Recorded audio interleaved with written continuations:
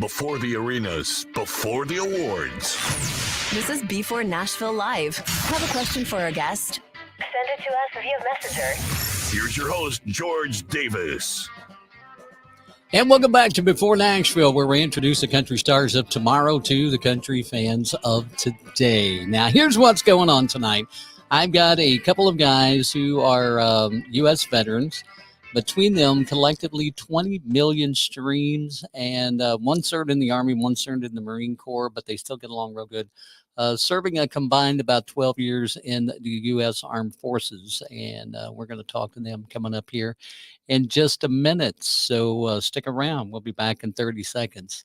Before Nashville is proudly sponsored by Go-Go Tuners, the go-to tuner for professional and amateur musicians. Get your Go-Go Tuner at gogotuners.com. By Heart to Heart Coffee, the coffee that gives back. Find out more at heart2heartcoffee.com. By Civvies Apparel, worn by heroes, made with respect. Order yours at civviesapparel.com. And by Three Rangers Whiskey, not for the weak or faint-hearted.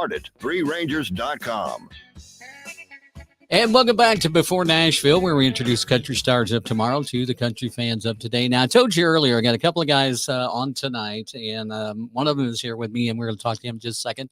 And collectively, they have served in our U.S. military for 12, 13 years, pretty close, a little over 12 years. And we're going to talk to them about that. But the other thing is they figured out that there was, I don't know if this is right or not, but we'll just find out if there's more money in music than the military. So why don't we just ask Scooter to find out? Scooter, what do you think? I don't even know how to answer that. Ain't about the money in the military, I can tell you that. And it's really not about the money in music sometimes. That's true, too. Well, man, how you doing? Good. Just had a couple of volleyball games with my daughters and running around trying to be the dad of four and the husband along with the music biz. So kind of juggling everything. You have a full-time multi job. Oh, yeah. Yeah. Like, I feel like I have like 15 jobs. Not enough hours in the week to come out to that 40-hour paycheck, is there? No, not at all. Oh, well, I'm really excited to talk to you tonight because I've been reading your bio and stuff, man, and just the different stuff that's going on with you and Donnie and everything you guys are doing. But I want to get it off on a good note. Let's find out first and foremost, music. Where did it come from? How did you happen to jump into music with both feet? You know, for me, it was I feel like I fell in it. I felt like it was like not like I tripped and fell, and I was like, oh, here's a guitar. I didn't grow up playing music. I didn't learn any instruments. I actually started writing cowboy poetry, Western poetry in high school, and that kind of turned into some songs, but I never really grasped it. And then when I was in the Marine Corps, a buddy of mine had a guitar, and I learned how to play it. I basically stole his guitar every night and never gave it back to him. So he made me grab a checkbook and go buy my own guitar one day, and then I just became obsessed with it, and I fell in love with it. I had every intention to do 20 years in the Marine Corps and retire, but music kind of kept coming back to me, going, I wonder if I can do anything with this. And then, I became a Marine, and then I was in the invasion of Iraq in 2003, and so then, being in combat, I was like, man, maybe I can try something else. Try something else out there and see if it works. And so I made a really last minute decision to not accept my my re-enlistment contract. I was going to go to Bridgeport, California to be a mountain survival instructor. And I moved to Texas with a couple of friends and started chasing music. Wow. And still doing it to this day. Oh, yeah. I think just as hard as I was then, and I had some great times down in the Texas market and the Texas scene. Really got to cut my teeth down there, and then probably about 7 years ago, I fell in with the Charlie Daniels camp, and Charlie kind of took me under his wing, and my family and I moved from Texas to Mount Juliet, Tennessee, and we've been here ever since. Wow. Beautiful area down there too. So I love it. We got a little 6 acres of paradise. nice. Yeah, that's it's a very nice place. So when you get through, I don't want to harp a lot on the military, but I will tell you this. I have a lot of veterans and first responders and folks like that watch the show. And I'm hoping we get quite a few on tonight. A lot of veteran organization folks as well. So I'm hoping we get several of them on to watch tonight because I'm really excited. But with the military, first off, what was the job that you did while you were in the military? So I went in infantry. I was in 0311 Marine Corps. After I got done with the School of Infantry, they sent me to Light Armored Reconnaissance Battalion, where I was a scout for Light Armored Reconnaissance. Excuse me. It was an awesome job. I loved it. We kind of were a jack of all trades. We did everything from, long range reconnaissance patrols to sapper demolition stuff to calling for fire to, just taking pictures far away and reporting it back, combat patrols, kicking down doors, and then also providing security for the light armored vehicles that we were attached to. So I was a team leader, a squad leader, and a section leader, and the assistant chief scout for my company in 2003. I loved it. Yeah. I mean, there's nothing better than serving your country. I mean, that's just the way that I feel about it. I never got that opportunity, but I have so many friends that have. And I will say it wasn't for a lack of trying. It's just I couldn't due to medical issues. But I have a lot of friends that have served in special forces and just, general, I say general jobs in the military. I mean, I don't think there's any such animal. But just doing jobs that weren't as taxing as what special forces might be, I guess is the best way to put it. So once you got away from that, you get into music, you're starting to learn and love that craft and writing songs or taking the cowboy poetry. Did you put a lot of that to music at first? Yeah. I think especially when I first started, I had notebooks and stuff that I kept from when I was in high school. And, when I was doing the Western poetry and doing stuff, like, nobody knew about that. I didn't tell nobody about it. It was kind of my thing. I was on our high school rodeo team. I rode bulls and tried a little bit of bareback riding and wasn't good at either one of them. I just really enjoyed the freedom of being out there and listening to a lot of Charlie Daniels and Chris Ledoux doing it. And, but I took a lot of that when I first started writing and playing music. And that's how I started writing my first song, was going back through these poems and just different things that I'd done. But, as far as I try to write as much from life experience as I possibly can. So obviously there's always going to be military theme stuff that comes up in music because it was a part of my life. But it's not the whole story either. That's kind of one of the things that Donnie and I both agree on, is that, I think the military presence and being combat vets is in a really important part of the story in a piece of the puzzle. But I've also been out now for almost 20 years. I was in the invasion and I got out. I'm 41 years old now. And I've got 4 kids and a wife, and I've done a lot of other really cool stuff along the way too. So, it just all weaves and intertwines with just life in general. Right. And I mean, the songwriting thing, that's one of the big things, writing songs, especially country music, and I mean, even, this even from, the Texas music and that kind of stuff, it tells a story. And that's what you want to do. You want to tell a story. You want people to relate to that. And if you can give them many facets to relate to, like you said, not just military life or things that happen in the military, but being a dad, going to volleyball games, of your daughters, or being a husband and having that wedding day and those kind of things, that makes to me a very well-rounded opportunity to um, actually write a lot of songs. Yeah. Well, I mean, it's easy. Writing songs for me it's not hard. I mean, like you and I could get together and write a song about that lamp behind you. It's not going to be the greatest song in the world, but I mean, we could write the song. Amen to that. So I think and honestly, I got kind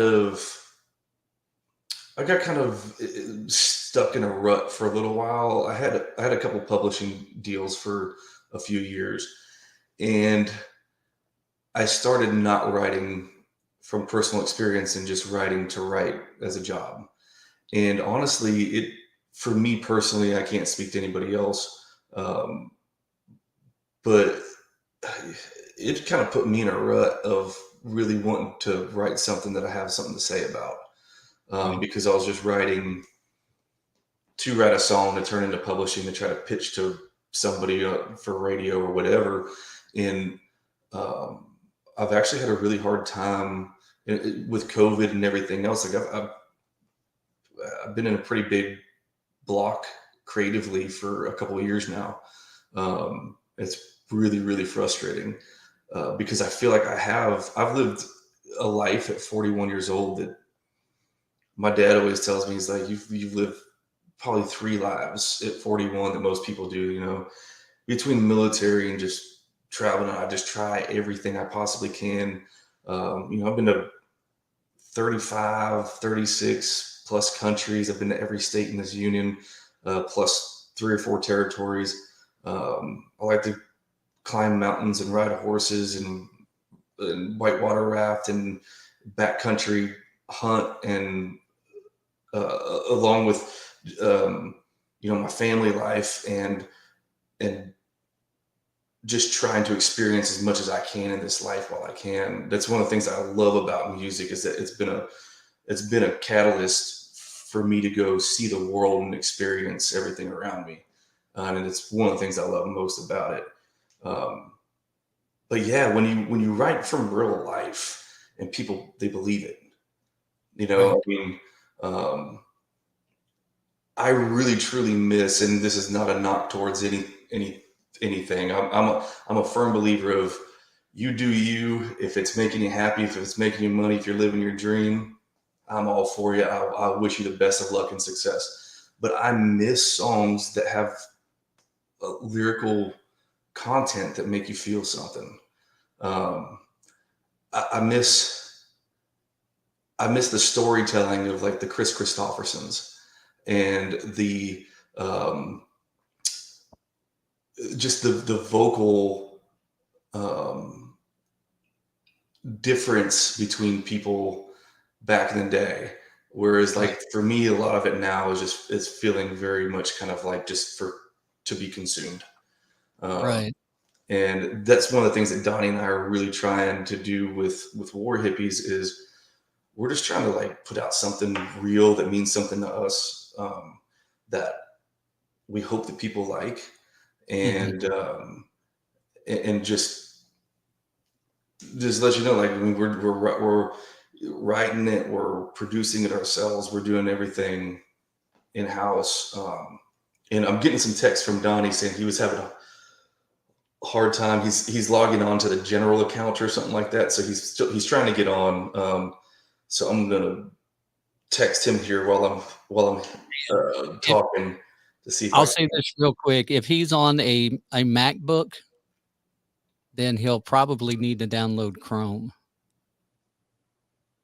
because for some reason this program's kind of weird with that. I don't know what the deal is, but you can let him know that. Okay. Um, I think that he's doing what I was doing at the beginning. So we got sent 2 links, and one was the directions of this, of how to log on. And then I was like, well, where am I supposed to sign in at? And then I was like, oh, wait, there's another link. So let me, just let him know that. If I can shoot him this other link real quick. And yeah, I'll just run through some of the folks that are on. We've got Brian on tonight. Brian is the managing director of Freedom Jam.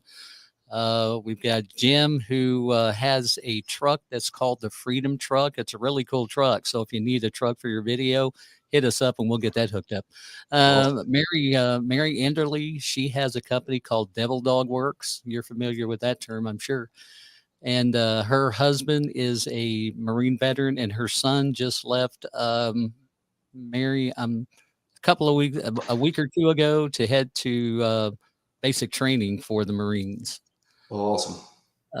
Jeff Hastings is on, and Jeff is head of Flagman's Mission, and they do they go out and they will put out flags, like if there's a funeral procession for a veteran or Veterans Day or something like that.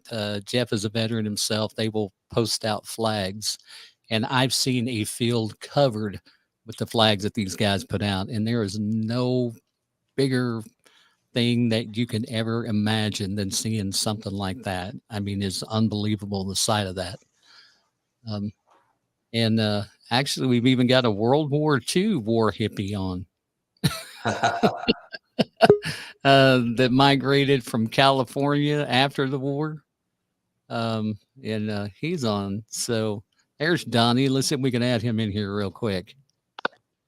Hey, Donnie, can you hear us? I don't think he can hear us. Sorry, I was trying to get on. Can you hear me? Yeah, we got you.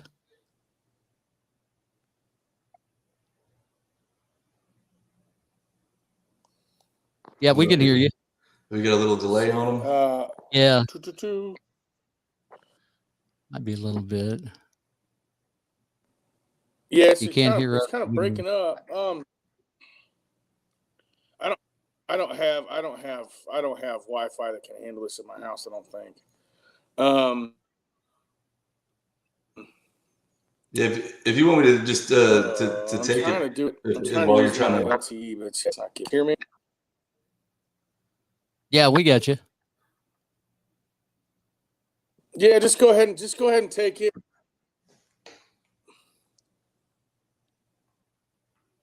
All right. I don't know if you got that or not. Technology is such a wonderful thing. Okay. Yeah, I'm not gonna lie. So I have 0 internet at my house. So whenever I do these things, I usually have to go to like into town and use a friend's office or something. Because I was coming up the driveway in my house the other day, and there's some guys walking down my driveway, and it's a cool little driveway, winds down through the woods, and you can't see the road from the house and everything. And I was like, "What do you guys do? You guys need some help?" And they're like, "Yeah, we're bringing in high-speed fiber cable for internet." And I was like, "I tell you what, man, you need my truck, you need a ride, you need something, because I haven't had it for 2.5 years, and you want to come stay the night at the house? I'll cook you dinner, man. Just drop that line wherever you want, because I'm tired of going into town and just to do a little work." So I'm getting pretty excited about it. Oh, that's awesome. Fiber's great. I don't have it here, but I've got pretty good internet, so I can't complain too much. Yeah. But well, I spend very little time on my phone, on the TV. Like, we haven't had TV for 2.5 years, so we don't watch TV at my house. And I prefer it that way. But when you're going to do this business, you also have to be able to work and have internet. It's what our entire business is run off of, is this thing right here. So I loved it at first, but now that my wife and I both work from home or work for ourselves, and so we're pretty excited to get some internet. It's awesome. I mean, to finally get that in. And I should have told Donnie he could have brought that up on his phone and used it, and he could have been using like his 5G or data or something. Yeah, I'm Email. texting him right now to just kind of see if he can try to get something figured out. Yeah. Donnie also still has the dang iPhone 6 or something. And I'm like, bro, you gotta upgrade a little bit, man. Like we gotta fix this. It dies like 17 times a day. And I'm just like, you're a renowned violinist that is a great producer and do everything that you do, and you're still rocking this old school iPhone 6, which, hey, dude, iPhone 6 that's what you got out there, folks. That's all good. But if you're going to do the music business and be on this stuff all day, go get you a good phone. Right. Yeah. Brian even said, I have a BlackBerry. Well, Brian, I got news for you. BlackBerries are coming back, but I don't have a BlackBerry. I did have it one time, but they are secure. That's why the U.S. government uses them. Mm-hmm. So, and that's all I'll say about that. We're not going to go down that rabbit hole. But when we were talking earlier, talking about the writing and stuff like that, is there one? Jeff says he's got an iPhone 5. Everybody's a comedian nowadays. Love you, Jeff. Hang in there, brother. But is there one song that you have heard, and I don't know if you and Donnie have ever talked about this question, but one song that you've heard that you go, man, why did I not write that song? Oh, there's so many of those for me anyway.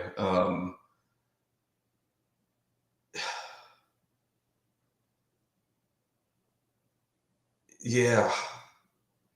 I mean, if I had to pick, only because I think that because it's relevant to me right now, and that Donnie and I actually just cut it. It's a song that I've always been drawn to for a really long time, and that's the "Wicked Games" by Chris Isaak. Mm-hmm. There's just something that's always been like haunting and sexy at the same time with that song, and it's always been something that I've covered, and so Donnie and I covered it. That's one song that I wish I wrote. I also wish I wrote "Sunday Morning Coming Down" and pretty much anything Christopherson has written.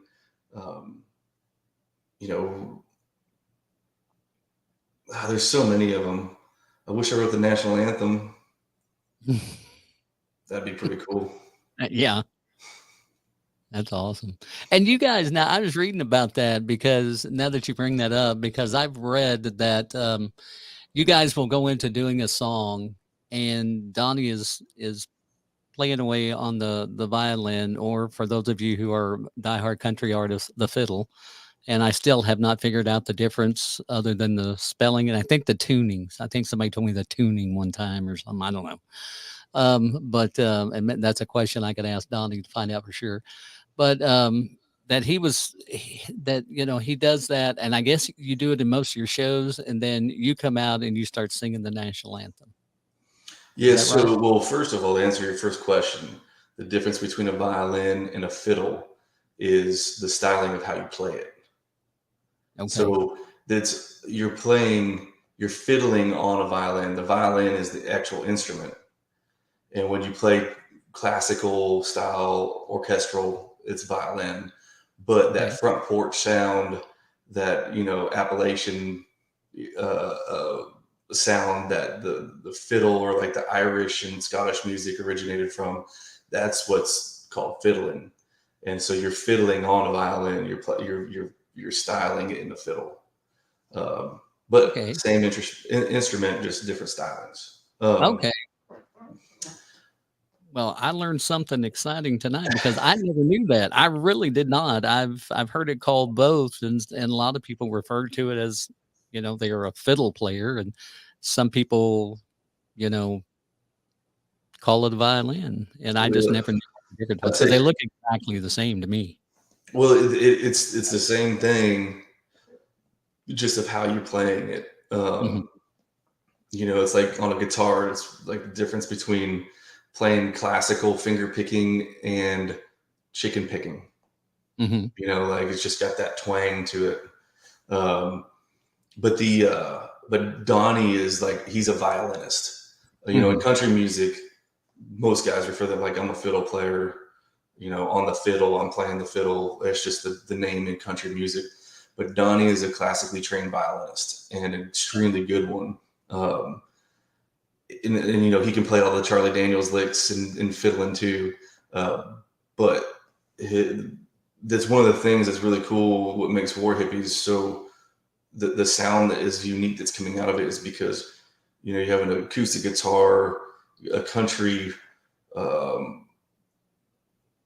lyric and vocal with more of like an orchestral classical violin in the background and fiddle, and with the two of our voices combined, it's kind of what makes War Hippies what it is. But yes, as far as the anthem, we play the anthem at every show.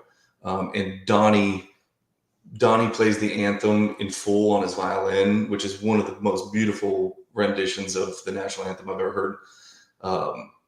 And then we go straight into one of my original songs that I did with Scooter Brown Band, that originally that I cut in 2017. Charlie Daniels sang on it with me, called American Sun. So we go from the anthem into American Sun. Right. That's what I read. That brings it back now. Yeah. Yeah. And it's awesome. You know, we like to start the show off like that because, you know, we both fought for it. We both bled for it. And, you know, our country, the best way I ever heard it explained is it's like your kids. They might piss you off. You might get disappointed in them every once in a while, but you still love them. And that's how I feel about my country. You know, we've made plenty of mistakes, but I'm always going to stand up there and pay homage and respect to the men and women who wore a uniform and died in the name of freedom, so that way we can pursue happiness and live our dreams and go do what we want to in this world. You know, it's the craziest thing is people who haven't traveled, most people that haven't even traveled out of their own state or their town, let alone the country, usually have the biggest opinion on our country. And it's like, man, if you haven't been around the world a little bit and seen how other people live, just enjoy what you got, because we got it pretty dang good here. Absolutely. I heard it. I heard a speaker one time say, and I'm trying to think exactly how he said it, but basically, in a nutshell, it was, you have your freedom because my friend died. He was a general, I think, and was doing a speech, and that's what he said. You know, you have the freedom you have because my friend died. And I thought, man, that's powerful stuff. Our fathers and grandfathers and forefathers before that, you know, I mean, yeah. I always look at it this way, like the lyrics at the beginning of American Sun are, this land is hard, this land is mean, this dirt is red from the blood it's seen. And the reason I wanted to put that lyric in there is because that was me saying, like, we haven't been perfect. Like in the whole grand scheme of this country, you know, we have done a lot of bad stuff. I mean, like, you know, the moving around of the indigenous people and slavery and, you know, just so many different things that weren't right. But at the end of the day, we've been trying to right them, or we've righted the wrongs. That the ideals have always been there of freedom and liberty for all, even though sometimes they haven't always been there. Right. And even though that there were some of those hard times, like, we've fought to change that. I mean, the civil rights, women's suffrages, I mean, there's so many different things that have changed. And I believe that that's what the true heart of this country is the people, that they believe in that, that they believe in love and good for all people, and that you stand up and you fight for those that can't fight for themselves. And that's what we're about as Americans. Absolutely. That's very well said. Very well said. I mean, and you guys, I mean, you and Donnie both. I mean, Donnie spent 8 years in the military. You spent 4 years, a little over 4 years, and just and even with what you've said about where you've been and stuff, the things you've seen, the heartache that you've seen, the heartache that you felt. I mean, I know there's I hear so many stories from my friends about being, especially in different country. I mean, it's just like you said, if you can complain all day, but we've got it pretty doggone good. Yeah, I mean, no place is perfect. Um, it can always be better, but what I just truly believe, even with being an Iraq veteran, I'll be straight up with you. I don't necessarily completely agree with the length that we were there, or even a lot of the reasons that we were there. But when I was patrolling the streets in 2003 in like Nasiriyah and just that whole southern part of Iraq, I mean, grown men would come out and were crying like, this is the first time I can walk as a free man in 17 years, or whatever their case was. And it's like, and you just realize like, man, these people just want what we all want, just Right. take the lines and draw them somewhere else around another country. And it's just, we're human beings, and we want freedom. And I truly believe that every human being on this planet should be born with the right of being able to choose what you do with your life and how to live it. And that's worth fighting for to me. And if us in Iraq gave that to some people, then for me, that's worth it, whether I agreed with the reasoning that we were there officially or not. But that's the saddest thing for me is when I travel around the world and I just see people that are just oppressed in so many ways. And when we talk about oppression in America, it's just like, it's mind blowing that it's even in the same category. What some of these people go through in other countries around the world. And I just think it's just as human beings, we could do a better job in general at just, being kind to one another and get off the high horses and get off the keyboards and like just be kind to one another. And you don't know what other people are going through in their life, and I just wish that for everybody. I wish everybody could have what we have here. Oh yeah. Experiment. Yeah. And that's another thing. I mean, and for what you and Donnie and so many others did, you were doing it more than just for you and just for us. I mean, there were other countries that you were trying to, people in other places that had to deal with that oppression that we think we know over here, and you freed them from some of that stuff. I hope so.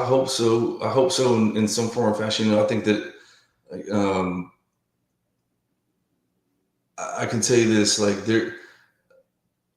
it's easy to have a conversation about that part of the world because of the amount of stuff that's always happening in that part of the world. And, there's always like the oh, we ought to just, glass the whole place or whatever. And there's so many good people, there's so many good people in Iraq, so many good people in Afghanistan, a lot of really great people in Afghanistan that just got screwed over really bad by the way that we just left out of there, that have helped us. And now that's put their families and their lives in danger. I really wish that our country and our government in the United States would follow through with promises that we give to people when they have their hopes betting on us. Because all we do really good is make enemies by not following through, it seems like. And I feel bad for a lot of those people that just want freedom, and they wanted the freedom from the oppressor that they were underneath. And they saw a glimpse of it, and now I don't know what happens, Anyway, I didn't mean to turn this conversation into this way. I'm just passionate about it. I just think that human being, man, we get this one chance on this planet, and everybody should have the chance and the opportunity to love and do what they want for a living, and not live under fear of being held down by especially government. I think it's just it's something that this world just needs to continue to work on. Absolutely. And no problems with, our discussion to this point. I don't have, I can sit here and talk all night about that stuff. So you don't worry about that at all. I mean, the music stuff, it's kind of funny because it's the same thing. It's like, yeah, man, I dropped out of college and played guitar to get chicks, and it's kind of the same thing over and over. And I like it when it kind of takes a turn. We could talk about real things, Right. And that's the thing. I mean, I don't think there's enough. I won't say that there's not people in the industry that know what you're talking about from a firsthand experience, because I know there are. I just think there's a lot of them that don't understand that, and that's all they're thinking about. Oh, I dropped out, and like I said, dropped out of college, starting to learn how to play the guitar. It's like pick up chicks, and it's like, well, well, how'd that work out for you? That kind of thing. So I mean, to me, music is as much of a um,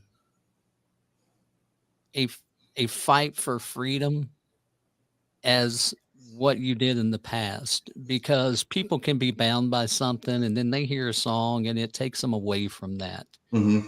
And some people, it might be a song that they go, that song saved my life. Yeah. Or it got me to, to step away from doing drugs, or, quit drinking so much, or kept me from leaving, saved my marriage, kept me from losing my family, and, my wife and kids, and those kind of things. Mm-hmm. I've heard that all said about music, and it's the same way. I mean, it can be a fight for freedom from the things that are still oppressing you, but not to the point of some of those. I mean, I'm not saying that, I'm not saying they're equal, but they're basically under the same terminology. No, music, it's a language it's an archaic language from the beginning of time. I mean, I'll listen to a lot of music that I don't even understand the words. I'll listen to something that's in a different language just because I don't know what they're saying, but the emotion, their voice, the passion, or just the way the music is, I know I can feel it. I feel what they're trying to tell me, or whatever the case is. And one of my favorite things about getting to do this for a living, I try not these days to shove my belief system down anybody's throat, but it's there. Like if you listen to music and follow my stuff, you probably know where I'm at in the world. But I really, really enjoy being an escape for people. Our job is to stand on stage for 90 minutes or however long that show is, and for people to gather, and for that couple of hours to forget about their boss yelling at them, or the kids giving them a hard time, or the fight they had with their wife or their husband. And, you know, you go to a concert. When's the last time you thought about bills at a concert? Yeah. About a deadline at a concert. Like, you don't think about that stuff. It's like when you're riding a motorcycle. I don't think about that stuff when I'm riding my motorcycle. I'm in my land, my la la land. You know, for me, we get to provide that for people. And one of the coolest things is if you do it and you see emotion, whether it's somebody laughs, somebody cries, sheds a tear, somebody says, "Oh my gosh, that reminds me," or "That's the first time I've ever heard that song and it hit me because whatever that thing is." And to be able to do that, or the amount of times that a song that I've written or sang has been the first dance at somebody's wedding, or a father-daughter dance at a wedding, or played at a funeral, or whatever the case is, like, it has such an impact that somebody wanted it to be in one of the most important pieces of their life. And that is one of the coolest things that you get to do as an artist or a songwriter, performer, is to be that person. I'm totally going to name drop right now, but it's one of the coolest name drops I get to name drop. I was up in Aspen at Kurt Russell and Goldie Hawn's ranch, and we were sitting around the fire, and I was playing Kurt and Goldie some songs, and Kurt told me, because we kind of got into this conversation about Hollywood and just the entertainment business, and he looked at me, he goes, we are jesters of the court. He said, the minute that you pick the side of the king or the queen, you lose the people, and our job is to entertain the people. That's what we're supposed to do. And I was like, man, that's a pretty cool way of thinking about it. I also believe that as a human being, that you should have the right to say and believe whatever you want to say if you have a platform to do it. Right. But I also think it's important for us we have nothing without the fan. We have nothing without people buying tickets, buying our merchandise, showing up and supporting. If the fan doesn't exist for us, we don't get to do our job that we love for a living. So I want to keep the fan as happy as possible and give them a place that they can escape all the BS around them and come to a show and smile and have a good time, and you know, hopefully walk away going, we need to see those guys again. Right. I love the way you put that. I mean, I work in radio during the day. And so I constantly read and study radio and how to make, this part of your show better, or that part of your show better, or what are the issues with radio today? And that's a whole nother episode. And I don't even think I have enough time to do that one regardless. But one of the biggest things was, I forget how it was worded, other than saying that people now in music now that are on the radio write for the radio. They don't write for the listeners. If you listen to country music on the radio today, it's not written for the listeners unless they're 12 and under.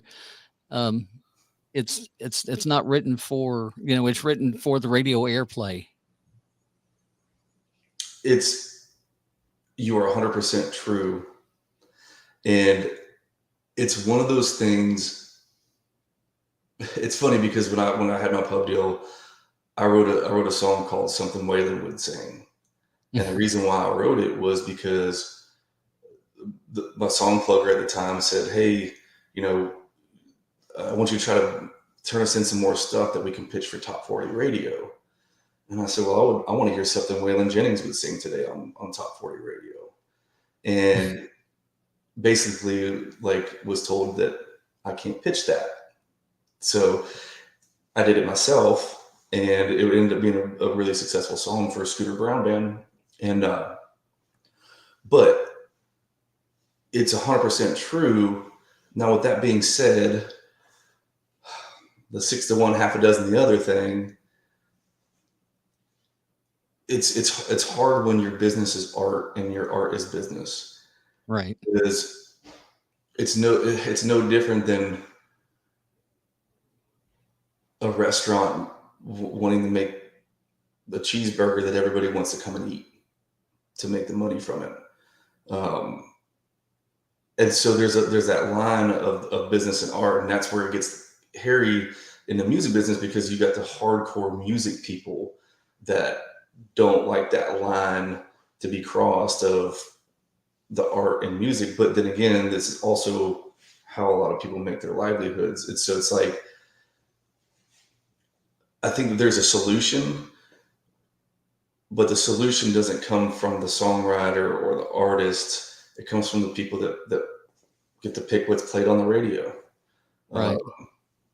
I mean, I can't tell you how many #1 songs you can line up in a row and one sounds just like the other. It's because there's a method of a chord system and a structure that works, and it does. And being somebody that's being a pro-capitalist, I don't blame you for doing that. But man, it'd be really cool if there was a seat at the table for stuff other than that. Right. Doesn't have to be the whole thing, but it'd be cool if there was a seat at the table on in major market radio and other things for artistic songwriting side. And you say that, and then like I said, I'm always reading and always studying about the industry. And I read an article today about that, where some very high up people in certain spots in the music industry, like the DSPs and the big radio groups, and those kind of things, said that the music is going more to the sound of the classic, and in the next 5 years, it could very well be that you're going to hear, that side by side with something that's got a snap track on it, or something, using beats instead of live drums and stuff like that. Mm-hmm. So I'm looking forward to the next 5 years. I want to see if that happens. Music's always had its ebbs and flows. I mean, like it goes through cycles, and I totally understand why the music goes where it goes, because at the end of the day, like Waylon already did Waylon, and Cash already did Cash, and Hag already did Hag, and Garth and Randy Travis and Travis Tritt and all those guys before. They did their thing, and so as an artist, you're looking for a different way to say something that's already been said a million times, right? Without sounding just like the guy that did it before. And that's why some of these, you see the music and country music, kind of weave in and out of where it's at, because like it all can't sound like George Strait, because it would be boring. Right.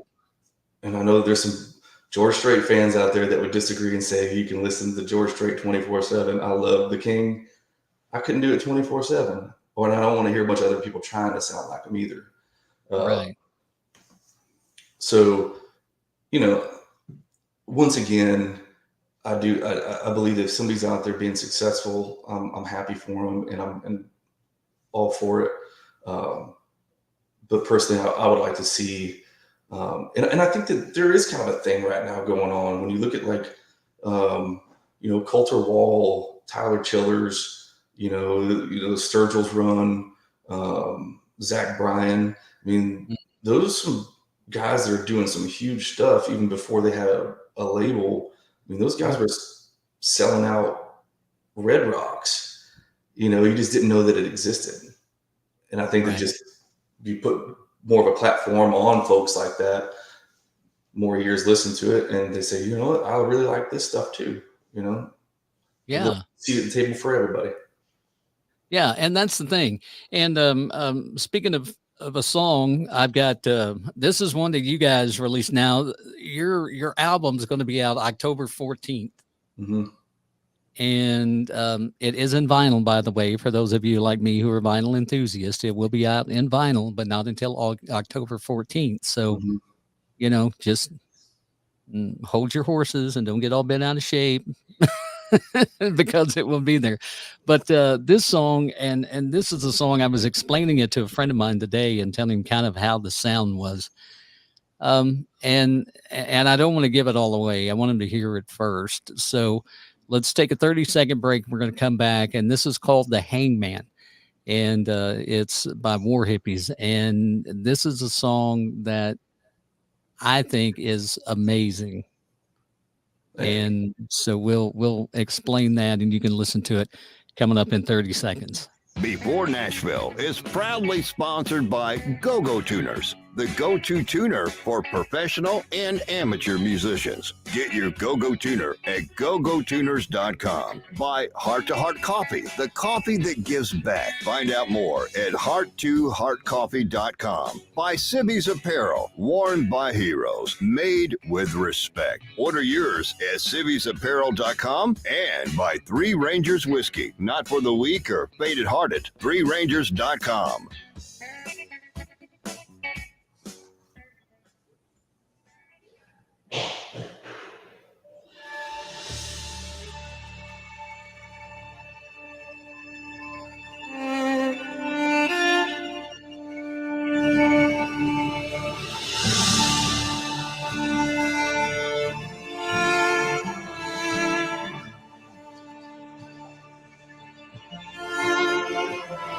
You've been running with the devil and it ain't no lie.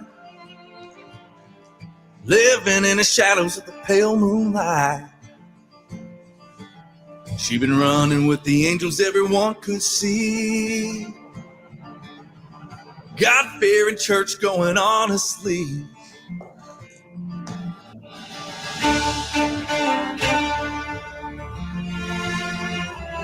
That silver-tongued devil swept her off her feet. Promised her the world just to steal her dreams. He knew it was coming, it was his last night. Lord, when they caught him, should have heard him cry. Good Lord willing, in the creek don't rise town. Folk hollering, hang him up high. Sin is sin in the good Lord's eye, and the hangman's waiting just to watch you die. Dead man walking. Dead man walking. He said I didn't do it, now that's the truth. Tell me how I could've, cause there ain't no proof. All men said, boy, we ain't no fool. You're gonna meet your maker at the end of that noose. Good Lord willing, in the creek don't rise town. Folk hollering, hang 'em up high. Sin is sin in the good Lord's eye, and the hangman's waiting just to watch you die. Dead man walking. Dead man walking.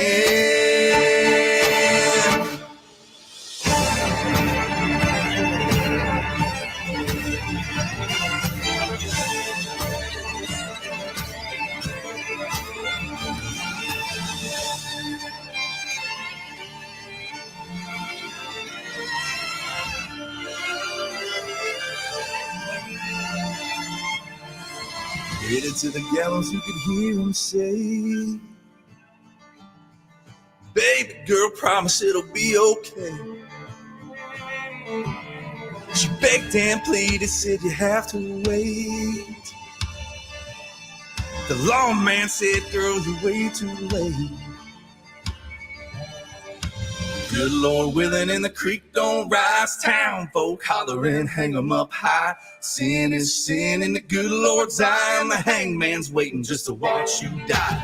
Good Lord willing and the creek don't rise. Town folk hollering, hang 'em up high. Sin is sin in the good Lord's eye, but you might have got it wrong if the hangman cries.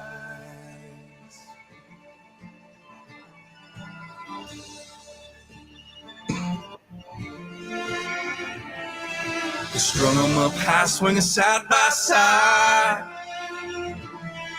Devil on the left and an angel on the right.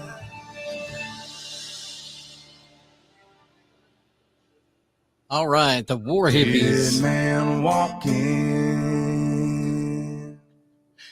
Got me with that ending that time around. It gets everybody, man. It's called The Hangman, and that is it's an amazing song, man. And the thing that it's very haunting and very dark, but it fits in with the whole setting of the song, because this was a song that would be set like in the 1800s, like back in the old West days when they hung people for doing things like that. And it's just one of those where you listen to it and you've got the push pull of the relationship between the outlaw and the I don't know if it was or not, but I'll put it this way: the outlaw and the preacher's daughter kind of, persona. And it's, to me, it's just an amazing song. And I mean, sonically, the music is done well. Donnie does a fantastic job. The arrangement on it's great. The vocals, the harmonies, all of it fits into that perfectly. Thank you. I tell you, that was actually the song idea actually came from after I left Kurt and Goldie's place. One of my favorite Kurt Russell movies is The Hateful Eight that he's in. And I love all of Kurt's movies, but his character in The Hateful Eight was the hangman. And I was like, man, I think I need to write a song called The Hangman. And Kurt goes, I hope it's good. And so I came up with that chorus and I brought it to Donnie, and he was like, dude, yeah, let's do this. And so we sat down in the studio. I think that Donnie and I wrote that maybe, I'll call it an hour. It was probably less than an hour, the rest of it. But really what was the hard part was arranging it. The lyrics just kind of flowed and they came. But then when we really dove into the arrangement, we wanted the really pretty poetic parts of the violin, and then also that whole devil's orchestra that's kind of this twist and this push and pull that's happening. And Donnie's got a killer studio in East Nashville. He's been a producer for 5+ years and done a ton of stuff on that side of the world of music. And it's just amazing to watch him work with his violin, because he's one of those dudes that just he's a master in his mind. And you're looking at this dude that, like me, looks like a big caveman, hairy, bearded knuckle dragger, and then he gets in there with his violin and creates this entire orchestra by himself.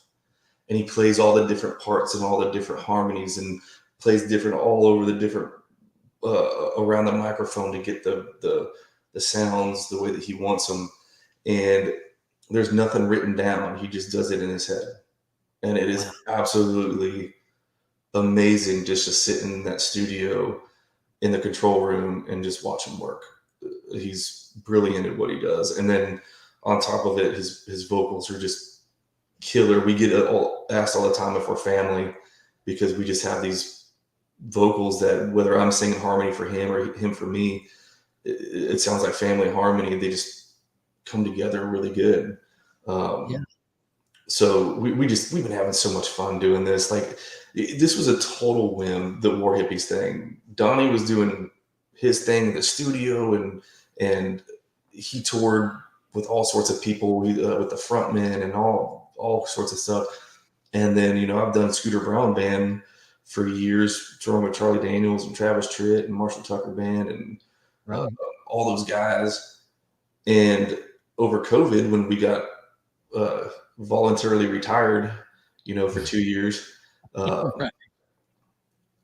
Donnie and I really started kind of hanging out, and I came to him with this idea, and I said, "Hey, let's do something different. Like, you're in the studio, I do like the Southern rock, country rock stuff." I was like, I want to do something that's more like rooted to why I started playing music, with an acoustic guitar and back to the lyric, and so we just kind of took it and ran with it. And we put a little blip of a "Oh Holy Night." It was during Christmas of last year, and it got the attention of a friend of Donnie's, who's now our business partner, and saw the big picture of the brand and of War Hippies, because War Hippies, right, is music, but we're eventually, like, the overall big plan is like we're gonna be launching clothing line, whiskey, wine, beer, beard care products. I mean, and stuff that's going to be going into big stores. I'm not going to say too much on who we're talking to, but it's some really rad stuff. So it just kind of just went right in front of our face, and to the point where we were getting the kind of feedback musically, like at the live show aspect, to where I was seeing just some amazing feedback from markets that I've done really well in, as Scooter Brown Band. And it just turned into, dude, this is going from a side project to, I think this might be our main project. And less than a year later, we got we picked up the Travis Tritt, Chris Jansen tour this fall, the Can't Miss tour, before we put out our first single. And as Travis saw some videos of what we were doing and was like, I want these guys on. It was like, how'd y'all get this tour? You guys are a new band that doesn't even have a single out yet. Dude, I'm telling you, there's something about this that people are connecting to, that they don't feel like. I think one of the coolest things is when after they get done with the show, they're like, I don't feel like I watched a show. I felt like I was a part of a movement. Like, I felt like I was on this roller coaster ride that was just like, because the show is talking about storytelling between Donnie and I. Donnie gets on the piano, and he's an amazing pianist too. Makes me want to punch him right in his throat. He's good at everything he does. But Donnie gets on the piano, and we tell stories in the songs, and it's just this really cool flow. And I love it. I'm back to a point to where, like, I love playing music again, like, genuinely love it. I felt like I started to coast there for a little while, and I was just doing it because I was making good money, taking care of my family. We were doing cool stuff. Right. But this has kind of put my heart back into creating, because we get to do stuff like the Hangman, Yeah. So it's just been awesome. Well, and like you're saying, when I go to a show, one of the things I like is, just like you said, I want to be taken on a trip. It's not just a concert. Don't get me wrong. Now, I love just a concert. If I go and just hear somebody sing, then that's great. But when they talk about their songs and they give a little bit of the backspin and the backstory and that kind of thing, and kind of bring me into that world, it makes a lot of difference as to how I walk out of there at the end of the night, and that's one of the things that I enjoy so much. And with just the one song that I've heard a lot of, which has been the Hangman, and kind of just over and over listening to it, and just sitting down in the studio where it's 97% quiet if the dogs aren't out back barking. Um, but I can put my headphones on, then I don't hear them. But I, listen to it through there. I just close my eyes, and it's like I am taken back to where I've got boots and spurs and dust when I walk down the street and that kind of thing. In my mind, I'm a part of that movie, of that song. Mm-hmm. And that's what I enjoy so much, is being able to be a part of it to that point. When a song, when you can picture it in your head, like when you can picture the movie or the video in your head of what it, that to me is what gets me. Is like, I have it in my head of the feeling and the colors and the like you said, the dust and the dirt and the gunslinging or whatever it is, with that song. And we're about to, I think on this coming Friday is we're dropping the video for Hangman. And what we did was we actually basically we did a 4+ minute short movie.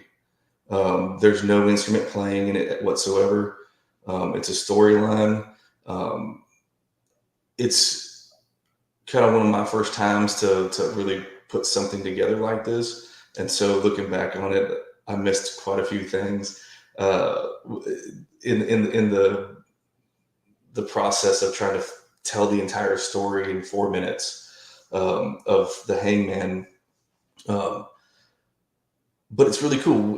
We did it on a really low budget. We just borrowed horses. We borrowed guns, and we actually borrowed guns and chaps from Kurt Russell and used some of his stuff. And we filmed some out west. We filmed some in Tennessee. And it's really cool. And they're going to get better as we keep doing this, because one of our goals with War Hippies is, to continually put out music, but also continue to put out really cool video content, and trying to think outside the box than the typical country music video that you kind of always see. Right. It's just to be better at creating what we want to put off to people. And but the backstory of the Hangman is there's a much bigger story to the Hangman, and our plan is actually for our next album to be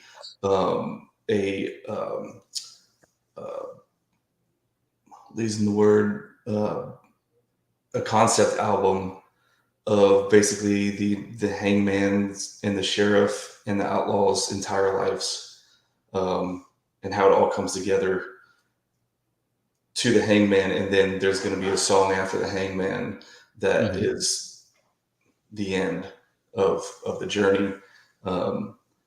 So I've started working on that a little bit with Donnie. We're going to kind of wait till we get this tour over and then write for that. But we just got so many plans. We got more ideas than money is our problem. That's never an issue. Come on. Well, I mean, you guys, the tour itself is pretty massive. I mean, you're first off coming up, I guess next weekend. You're going to be in St. Augustine at the Songwriters Festival. Yeah, Donnie and I'll be down there. Actually, this coming. And then I think we got like a week off, and then in the October 6th or 7th, I believe, we started the Travis Tritt, Chris Jansen tour, which will take us pretty much through the end of November. Right. So, we're doing Thursday, Friday, Saturdays, and some Sundays on most of that tour. Pretty much everything, I think, besides a couple of Texas dates, are east of the Mississippi, for the most part. But I love working with Travis. Travis has been a great friend and mentor to me and his family, to my family. I've met Travis through Charlie Daniels, and then I also did that Real Country TV show on USA Network where Travis was a judge. I was on Travis's team for that, and so I'm always extremely grateful for him extending, a handout to help us get in front of some people with this new project. Right. And I'm looking over the tours here, or the tour dates, and closest to where I am, Jonesboro, Arkansas. You're going to be there October 13th. You're going to be in Corbin, Kentucky, Highland Heights, Kentucky. Not real familiar with them.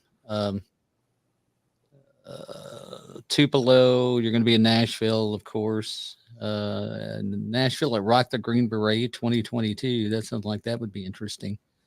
Oh, that's good. That's actually that's just the two of you, isn't it? That's not with Travis Tritt and Chris Jansen. No, that's just we're doing that with the Green Beret Foundation.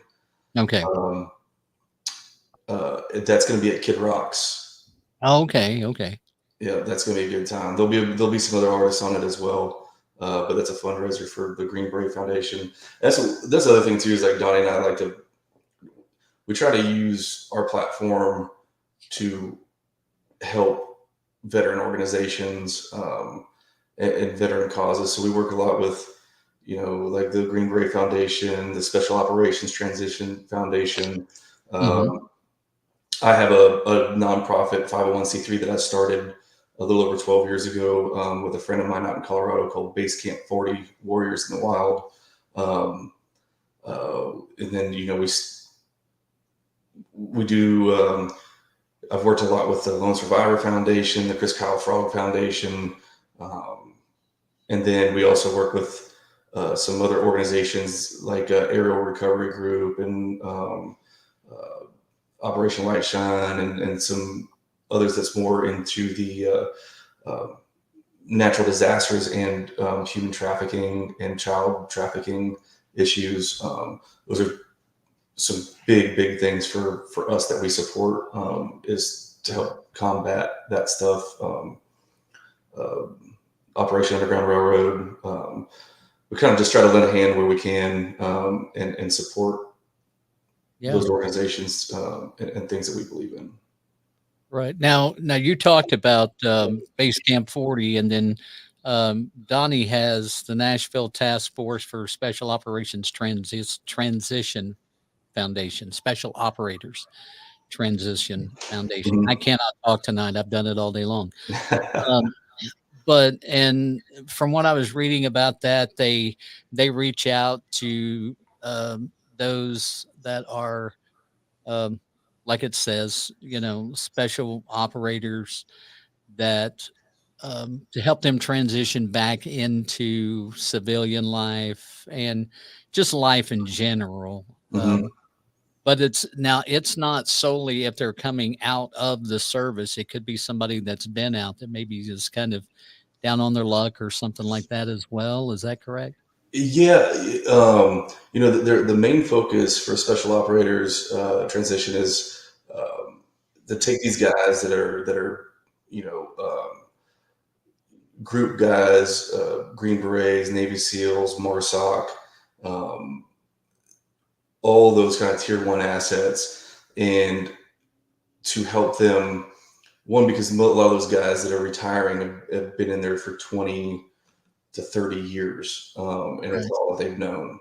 And so one of their main things that they do is to help them turn around with a little turnover, whether you're not sitting on your butt for a year or two, and into a high profile job of in the civilian world. and using and connecting them with companies that can use their knowledge and their assets that they have built up over their entire career to go into the civilian world. Because one of the hardest things for guys, even for me getting out at 4 years and a couple of months, I was 22 years old when I got out. And, like I said earlier, I was the assistant chief scout for my company. I was a section leader, squad leader, team leader. And, I led men into combat and on combat missions. And I came back, and it's kind of like, the best way I describe it's like the end of Rambo First Blood, when Rambo's in the sheriff's office and he just shot everything up, and he just starts kind of tripping out that he can't hold a job at a car wash, but he used to be in charge of all these men and this millions of dollars worth of equipment. Like, that messes with your head a little bit. Yeah. Like, you come out and you get treated like a child sometimes, and then you're just like, man, I had more responsibility than this entire company ever had, so it's going to these companies, and already they know exactly who these guys are and what they're capable of, and they have a position that's going to fit exactly what they can do, and using their leadership skills and all that to go into the workforce in the civilian world. Right. Well, and that's, some great things that you and Donnie are both doing outside the world of music. And that to me is another testament to the type of men that you are. It's not, well, I'm just, I'm a musician. I don't have time for all this other stuff. You're giving of yourself, and you're wanting to give back, and to brothers and sisters that have served, and even to, just things things outside of that, like you were saying, talking about the aerial rescue and the different stuff that you do with the kind of more the I don't want to just say outdoors, but that's kind of the thing that comes to mind, the mountain rescue and tag, using all that training that you've had to bring it back to help somebody else out. Because like you said, and again, talking to a lot of my military friends, you come out of the service where your day is structured from the time you wake up until the time you go to bed. They almost tell you what time you can pee in the middle of the night if you got to get up. And when your life is that structured, and then you come out, it's hard to walk away from that. And if you're in like you said, a higher level of operation, and there are companies out there that can use you, somebody's got to be a connection, because you may not know about them, they may not know about you, and so those paths will never cross. But now there are folks like you and Donnie and others that help them cross those paths cross, and I think that's amazing. Well, it's no different than the music business or anything else. It's so much of what we all do, no matter what, is part of who you know. That's why it's so important in any business, but especially like in the music business, is to be a person of your word, to follow through and do what you say you're going to do, because it's a big world, but it's a small community. Right. And so we just try to put our money where our mouth is. I wouldn't ask anybody to do anything or donate to anything that I wouldn't do or donate to myself. And then on top of it, we still get to feel that camaraderie and that servant heart that you have when you serve in any kind of capacity. There's a brotherhood that the military has that is second to none. And, it's easy to kind of, when you get out, to kind of lose that brotherhood too, because you go off and you're in your own little world now, and you got you guys that you keep in contact with. But when you have people coming together and work together, and like-minded guys, and you put them together. Kind of you keep that brotherly bond. I say brotherhood. I'm not leaving the sisters out, guys. Right. But it's just it's so important. It's so important to maintain that level of relationship in that bond that you have, because I think that's what, when you get out, that's what you lose the most. Like, that's what you miss the most. It's the guys, no matter if it's in the shittiest of times or if it's in the best of times. Like, you always look back on who was next to you during those times, and that you lived through it. Absolutely. Well, I want to go back to the questions here for a second. I don't know if Jeff is still on. Jeff served as a Marine, our buddy Jeff from Flagman's Mission. So he puts it like this. Says, I have a great question for my Marine buddy. I think Jeff served in Marines. Maybe it was in the Army. I don't know. Maybe I'm about to start a fight here. But he said, what is your favorite color of crayon to eat? Blue. Blue's my favorite. Oh my. The things that I have to deal with. I'm like, if this starts a fight, Jeff, you and I are really going to have words. But Man, I'm one of those guys that does not care. I love, we all, different services, whatever, we harass each other. Oh yeah. But you know what? We're all on the same damn team, and it doesn't matter if you were, a cook, a truck driver, infantry front lines, if you fought every day, or if you were supplying the guys that did. It's a big circle, and it doesn't work without those pieces to connect the entire circle. And so,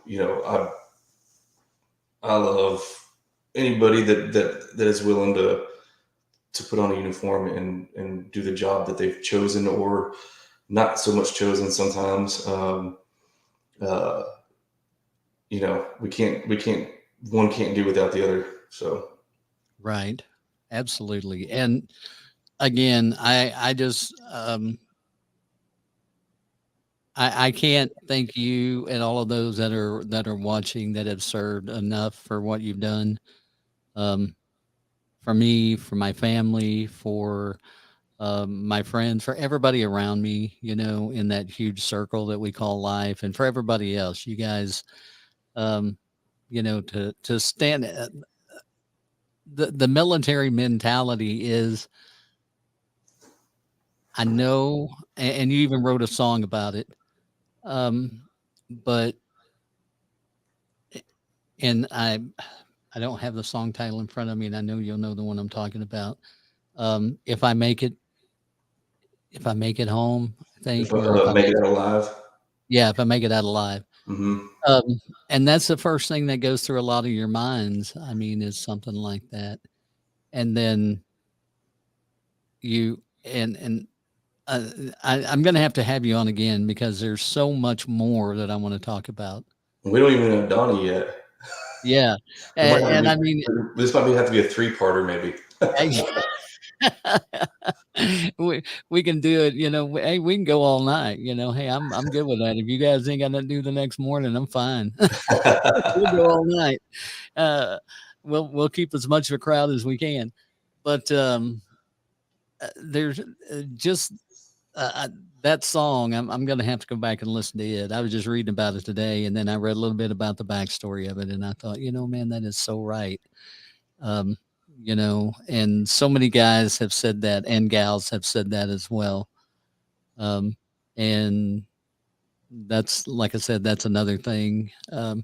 You guys have, y'all have only been around for a little while. I mean, your music, your first single, you released in June. Mm-hmm. The Hangman, you released July 22nd. And now you got an album coming out in October that we can't even begin to imagine what else is on there. And I may have weaseled my way into getting a copy of it. So I don't know. I talked to somebody who I think can help me out. So I'll wait and see. Oh yeah. But I'm super excited to listen to it. I'm a big vinyl guy. So, and I've got a turntable here in the studio, so I'll be plugging that in and popping that up. Did Donnie just jump on? I don't know. Did you get on there? It says Donnie, but I don't see him. There he is. Hey, Donnie. I don't know if he can hear us or not. Donnie, can you hear us? Yeah, you're still cutting in and out there, brother. I can. Can you hear me? Gotcha. I'm sorry, guys. How's that? Yeah, we still got you. I was just telling Scooter that we're going to have to come back and do this again. I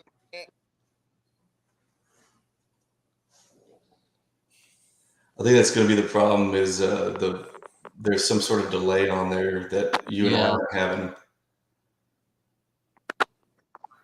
Yeah, and that's generally like a Wi-Fi or an issue where that we'll get Donnie into McDonald's and he can hook up to their Wi-Fi and we'll have him do it. Well, we live in the country, and the only place both of us live outside of Nashville, Tennessee, and the only place you can get internet in Nashville is in Nashville. Right. So you can't even hear me. Gotta love, you absolutely gotta love the fact that technology is supposed to make life easier. Oh, it's awful. So, well, Donnie, I tell you what, we'll figure this out because I want both of you guys back on. Yeah, I want to get on there and do it when we've got some good internet and we're good to go. I couldn't believe in my house I couldn't even make it work. Well, we'll get that done because Scooter and I sat here and we talked for quite a while, and I didn't even touch on things that. I mean, there's so much. You guys are. I will tell you this. With one song, and there he goes. With one song, y'all are now very solidly in my top 10 bands of all time. Oh.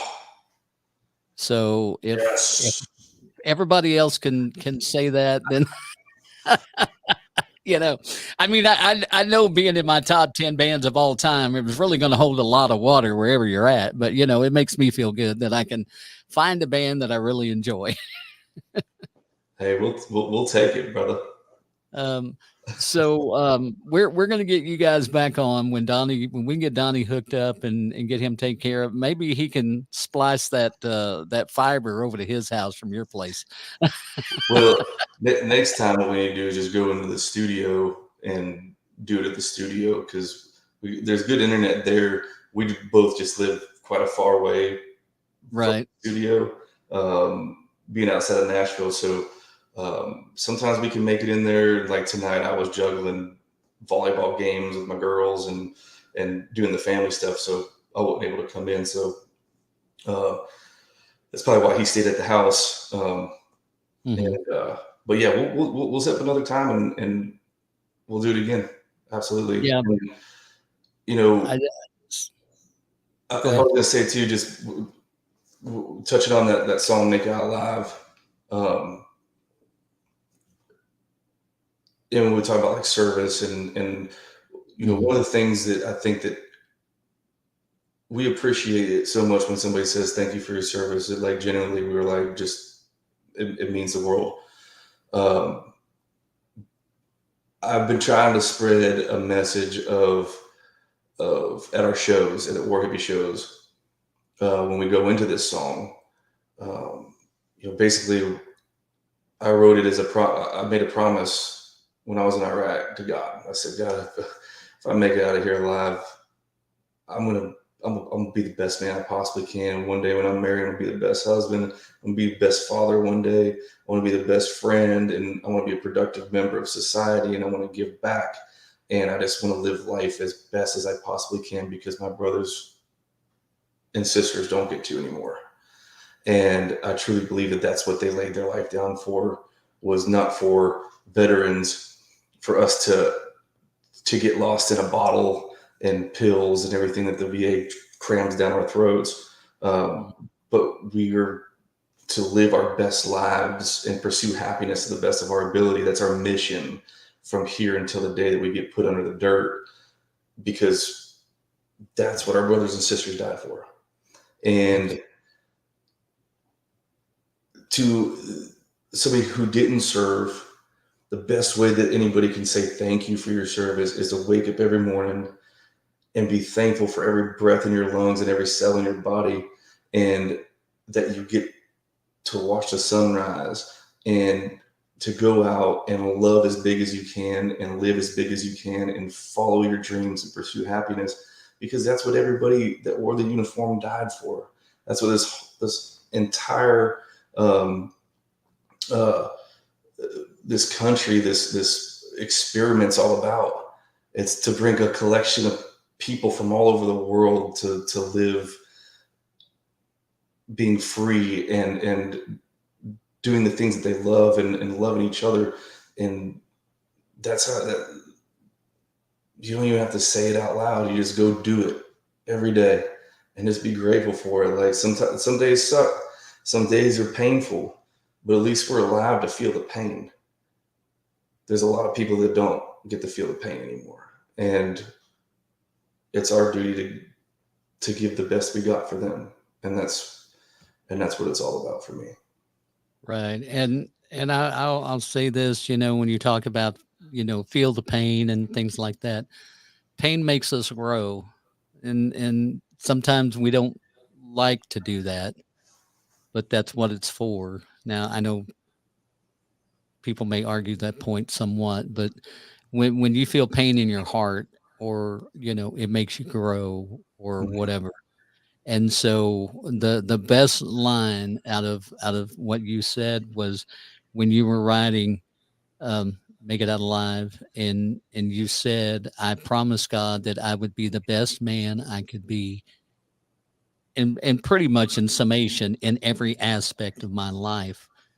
That is what people need to look at. We need to look at it like every day for I'm not going to mention names, but say the 13 that died in Afghanistan. Every day, I want to be the very best I can be because of what they did. For the 3,000 plus that perished on 9/11, I want to be the very best I can be for everything that they did. Absolutely. For all the men and women that have laid down their life while wearing a uniform that had a brass pin that said US on it, whether it be Army, Navy, Marines, Air Force, Merchant Marines, whatever. Be the very best you can be because of what they did. Yeah. And that's my takeaway from just that line that you said. I want to be the very best I can be for everybody that has given me the freedoms that I have. Absolutely. And so to so many on here tonight, Mary, to your husband, your son, Jeff, Jim,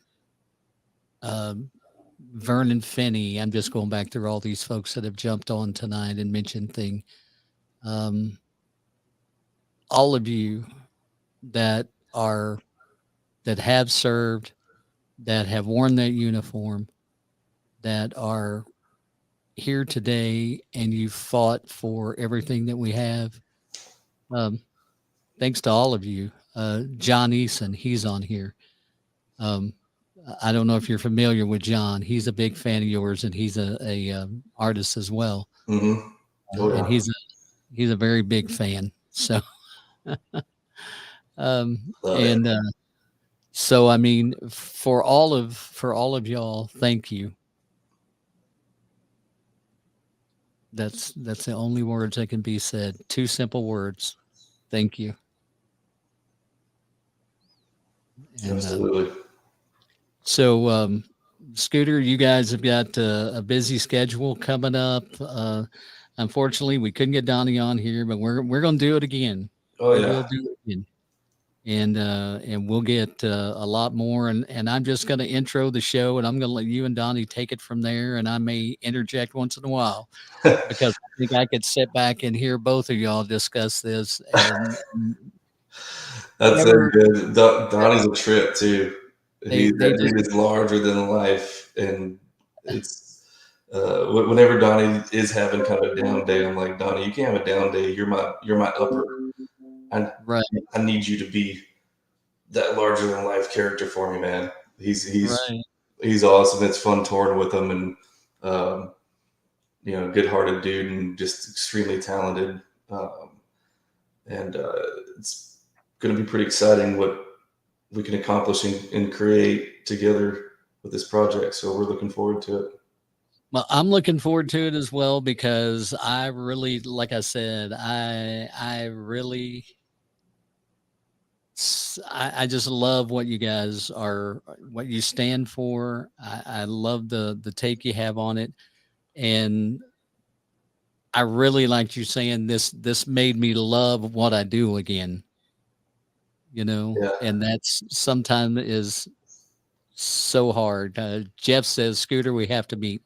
So Jeff lives up around St. Louis, so we'll get that worked out.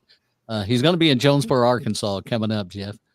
So if you want to try to work that out, you holler at me and I'll get you hooked up. How's that? I'll connect you. I won't say I'll get him hooked up, because then all of a sudden people go, well, I thought you were going to get me in the show. I didn't say that. That's not what I meant. I can put you in contact with the right people. But no, man, I'm super excited to see what happens on the tour. I know you're going to have a blast. I've seen Travis. I've seen Chris, and I know that's a fantastic show, and I know you guys are bringing another level of, oh my gosh. Jeff, thanks. Send me your credit card. That's not in the contract, buddy. Thank you. But it's going to be an amazing show. So I'm excited about it. The album's going to be great. I cannot wait for that. I'll have to tease some folks as soon as I get it in and get to give it a listen. I think that they're supposed to be delivered pretty soon. So as soon as she gets them, she'll be sending them out to you. Yeah, I think before they drop. Yeah, she gave me a date. I think she said she was actually expecting them any day. But don't quote me on that, because I'd have to go back and read the email. Oops, I shouldn't have said that out loud. You'd think that I would actually know when they're coming. I don't even know. I'm like, I think they're coming soon. I don't know. Yeah, well, they drop on the 14th. They'll probably be here. They drop on the 14th or the 15th. I think it's the 14th that drops. Yeah. Yeah. So I'm excited. Yeah, it's not that long. Not that long. Then the whole world gets to hear you. We don't want that. There are a couple of songs on Spotify that you can check out if you want to listen to War Hippies. So go over there and check them out on Spotify and all the other streaming platforms. You got stuff out on all of them. Yeah, Spotify, Apple, Pandora, YouTube, all that. It should be everywhere, I think. Yeah. And I don't pay attention to any of that stuff. I know it's on Spotify because that's where I was listening to it today on the way home. Yeah, just tell me where to show up and let me be creative, and you guys do all that other business stuff. I'm after Scooter Brown Band, I'm like starting this new project. I'm like, I just want to be creative. I don't want to do it all anymore. Right. Done with the business end. That's why you have a manager and all that stuff. That way you get to mess with it. Yep, absolutely. Well, again, you guys go check them out. warhippies.com. That's the website. And you can find out any and everything you want to know right there. You can follow them on Instagram.